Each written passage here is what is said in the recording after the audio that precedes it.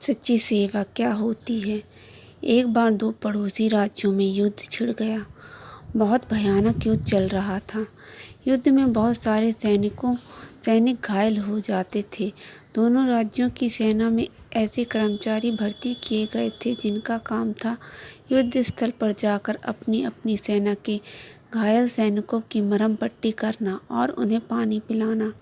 उनमें से एक राज्य की सेना का एक कर्मचारी था माधव।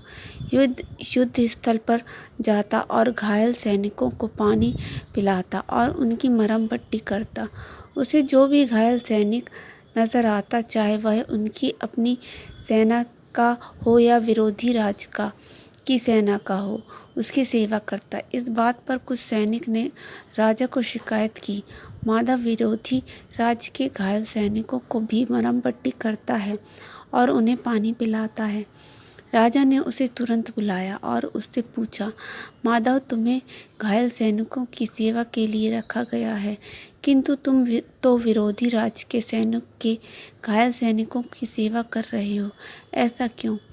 माधव बोला, महाराज, मेरा कर्म है कि मैं घायलों की सेवा करूं। मैं जब युद्ध स्थल पर जाता हूं तो मुझे सिर्फ दर्द से कहरते घायल मानव नजर आते हैं। मुझे उनमें अपना या विरोधी नजर नहीं आता। मुझे सिर्फ अपना कर्म याद रहता है, इसलिए मैं हर घायल की सेवा करता हूँ। माधव की बात सुनकर राजा ने उसे गले से लगा लिया और कहा, माधव, तुम सच्चे सेवक हो। कथा का सार यह है कि सेवा अपने या पराये को देखकर नहीं की जाती। जिस सेवा में पक्षपात हो वह सेवा नहीं होती। संपूर्ण मानव जाति की एक दृष्टि से सेवा ही सच्ची सेवा है। वह सहज, दयावश और मानवता के नाते की जानी चाहिए।